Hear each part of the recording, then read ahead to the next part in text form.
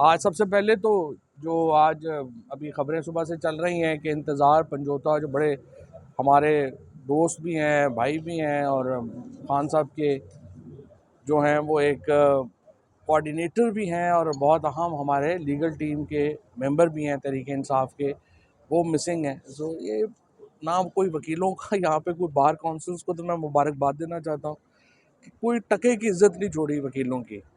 और जो भी हमारी वकील हैं, कभी ऐसा सोचा ही नहीं था किसी ने कि वकीलों के साथ भी ये होगा कि आप ऐवान अदल के अंदर जाके लाहौर में शेलिंग होगी, वकीलों को वहाँ से उठा लिया जाएगा, यहाँ पे जब मर्ज़ी को गायब कर देगा, जब मर्ज़ी को उठा लेगा।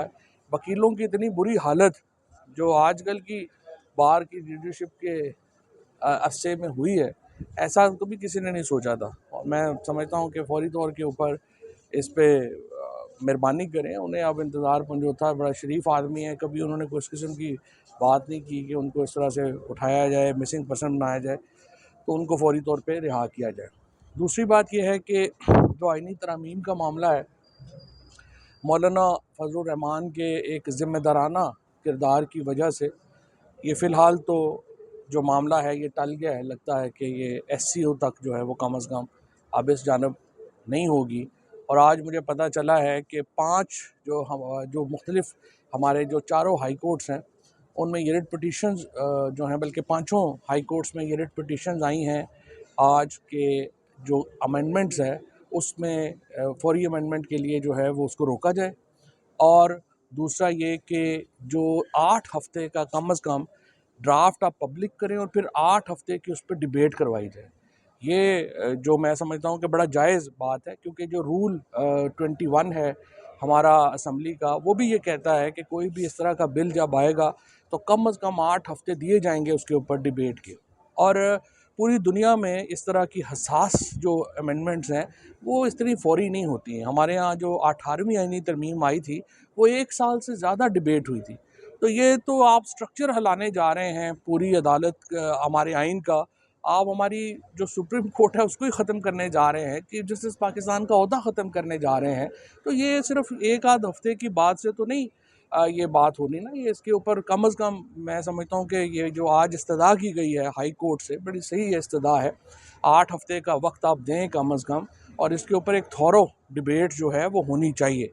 अदालती रिफॉर्म्स एक मामला, अदालती इस्लाहात एक और मामला है, और वज़ीर आज़म और हुकूमत के मातहत करना अदालत को, ये एक और मामला है। अगर इंतज़ामिया के मातहत कर दी जाए अदालत तो उससे तो फिर हमारा जुडिशल स्ट्रक्चर ही ख़त्म हो गया।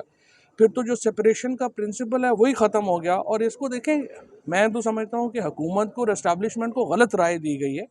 अगर ये अमेंडमेंट आ भी जाती है तो इसका मतलब ये है कि पहले ही आप पाकिस्तान एक सियासी अदम इस्तेहकाम का शिकार है, जहाँ पर पूरा जो PTI जितनी जो बड़ी सियासी क़ुव्वत है उसको इलेक्शन में धांधली से बाहर किया गया।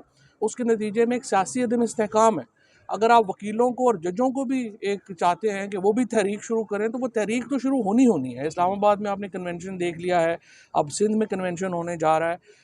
ये तहरीक लॉयर्स मूवमेंट नहीं रुक सकती इस अमेंडमेंट से। ये इफ्तिखार चौधरी की जो मूवमेंट है वो लोग भूल जाएंगे। ये बहुत बड़ी मूवमेंट होगी, और ये मैं समझता हूँ कि गलत मशवरा दिया गया है हुकूमत को और इस्टेब्लिशमेंट को कि इससे इस्तेहकाम आएगा। सो मेरे ख्याल में आज जो पिटीशंस फाइल हुई हैं उन पे ज़रूरत है कि हाई कोर्ट्स उन पे अमल करें।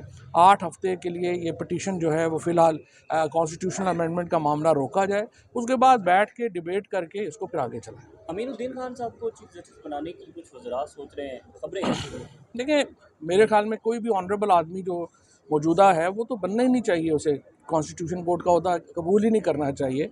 और अगर ऐसा कुछ हुआ तो फिर इसके नतीजे में देखें बड़े रेजिग्नेशंस आएंगे सुप्रीम कोर्ट से भी और हाई कोर्ट से भी, क्योंकि मैं जानता हूँ बहुत सारे जो जजेस हैं, और मेरा एक इस सिस्टम के अंदर जो लोग हैं उनके भी मेरे है जो मैं समझता हूँ कि वहाँ पे क्या वाइब्स चल रही हैं, बहुत बड़ी रेजिग्नेशंस हैं। अच्छा, फवाद चौधरी साहब, हमने देखा कि अली अमीन